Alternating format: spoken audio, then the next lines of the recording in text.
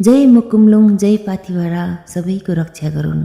Hello everyone, नमस्ते सिवारो। आजको मेरो यात्रा चाहिँ धरानबाट ताप्लेजुङको पाथिभरा मन्दिरसम्म है त। हाम्रो यात्राको पहिलो बिसाउने मूलघाटमा एकातिरको बाटो शङ्खसभा जान्छ भने अर्कोतिर ताप्लेजुङ जान्छ।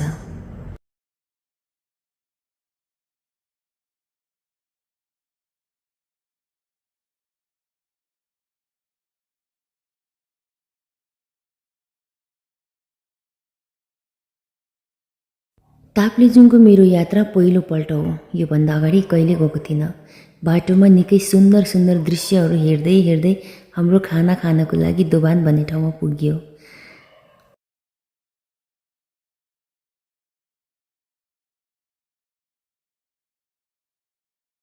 खाना खाइसकेपछि केही बेर आराम गरेर हाम्रो यात्रा सुरु भयो ताप्लेजुङ बजारसम्मको।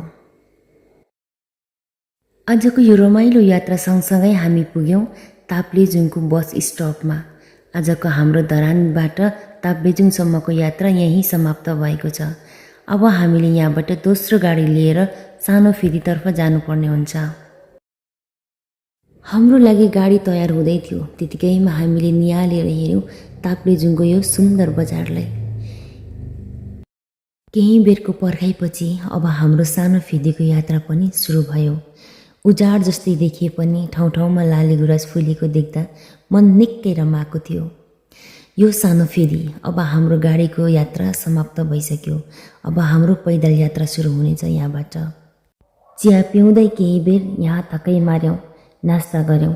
अब हाम्रो पैदल यात्रा सुरु हुँदैछ। बाटो कस्तो होला, बाटोमा साथीभाइ कस्तो भेटिएला भन्ने मनमा निकै खुल्दुली बढ्दै थियो।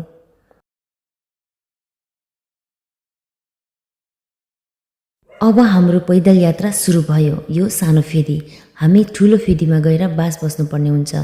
थाहा छैन हामीलाई कति टाइम लाग्छ। हामी दुवैजना मात्रै थियौँ, तर अपरिचित साथीहरू धेरैजना हुनुहुन्थ्यो। उकालो बाटो तर निकै फराकिलो, वरिपरि डाँडा पाखा हेर्न पाइने निकै सुन्दर ठाउँ। पातालो बस्ती, सुन्दर घरहरू, मनै लोभ्याउने दृश्यहरू हेर्दै हेर्दै गयौँ हामी। 2-4 घन्टाको यात्रापछि हामी पुग्यौँ ठुलो फेदी। यो ठुलो फेदी हो, यानि कि हाम्रो बास बस्ने ठाउँ। ठुलो फेदीमा हामी होमस्टेमा बस्यौँ। सोचेको भन्दा पनि धेरै चिसो रहेछ, पानी त छुनै नसकिने। रातिको 2 बजी उठेर हामी मन्दिरको लागि तयार भयौँ।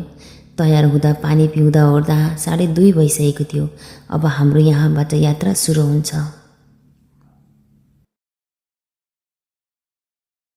जाँदै गर्दा बाटैमा भेटियो कान्छी माता भनेर चिनिने यो पहिलो मन्दिर। यहीँबाट हाम्रो दर्शन सुरु भयो।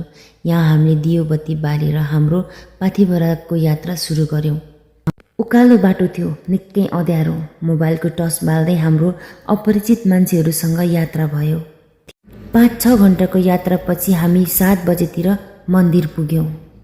हामी पुग्दा निकै ठुलो भिड भइसकेको थियो। हामी लामो लाइनमा पछाडि बस्यौँ। 2-3 घन्टाको प्रतीक्षापछि हाम्रो बल्ल आयो माताको दर्शन गर्ने पालो। दियो बाती बालेर पाथिभरा माताको नजिकै गएर दर्शन गरेँ मैले।